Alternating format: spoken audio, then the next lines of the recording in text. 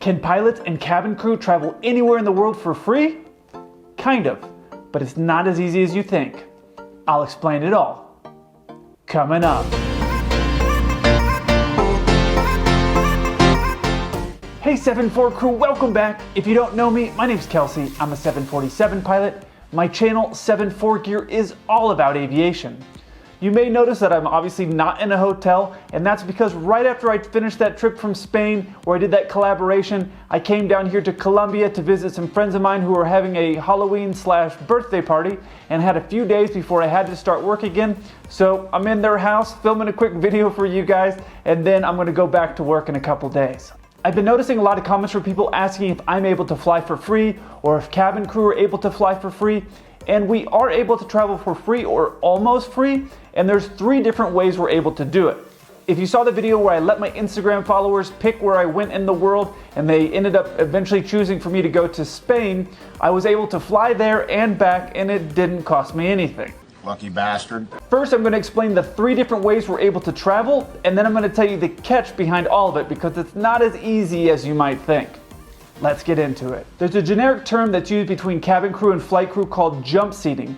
And that's a generic term that we use whenever we're traveling somewhere and we haven't paid for a ticket. What jump seating means is between one airline and another airline, they make an agreement between each other.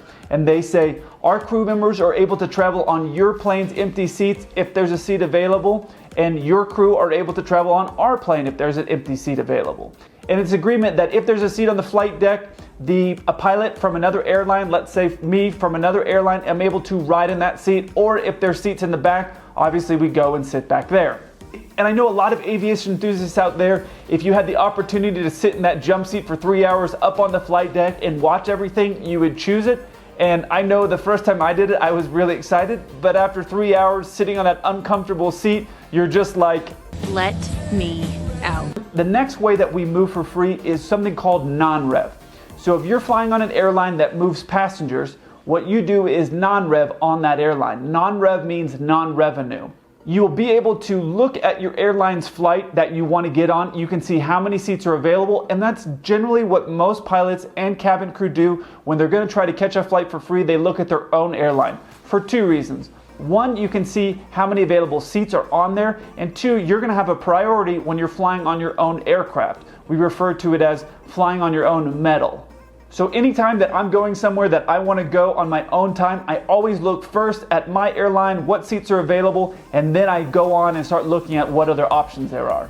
Now, a massive thunderstorm just moved in overhead, so it's going to get a little dark in here, and hopefully it doesn't start thundering before we finish this video.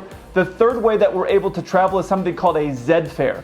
If my airline's not going and an airline that my airline has a jump seat agreement with is not going somewhere, I can do something called a Zed Fare. And what that means is I'm able to fly on an airline where we don't have a jump seat agreement, but there is an agreement between airlines where I can buy a ticket for a very, very reduced price.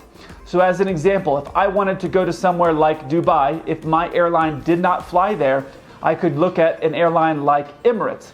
Emirates obviously flies to Dubai, and I'd be able to purchase a ticket to Dubai from whatever place that they are flying from, and I'd be able to purchase that at a reduced fare than what you would typically see available to your general public. And typically you'll always see flight crew members and cabin crew using the Zed Fare because at the end of the day, we're used to being able to travel for free, so we want to get there as cheaply as possible. You cheap bastard. So before you quit your job and think that you're going to be able to just fly around the world for free or near free, here's the catch behind it all.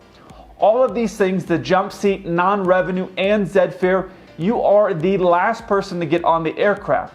If you saw that video I did where I went to Spain, I was talking about, man, I hope I'm able to get on this flight. And that's because at any time, if someone purchases a full fare ticket, you're not going to make it on the flight. And that includes if you're on a Zed Fare. If somebody walks up in the last couple hours and purchases a ticket, you may not be able to make it on that flight, and now you need to go to a plan B or plan C to get to your destination. When I was coming back from Spain, and I didn't actually put this in the vlog, but when I was coming back from Spain, there was a bunch of empty seats. I had a friend of mine who works at American look up to see how many seats were available, and she said there's a lot of empty seats. But when I got there, about 30 or 40 tickets had been purchased in the last 10 or 15 hours, and I almost didn't make it on that flight. So I was sitting there waiting at the gate, hoping I was going to be able to make it on that flight so I could get back to Miami, so I could come down here to Colombia, so I could come here for my friend's party. Sounds tough.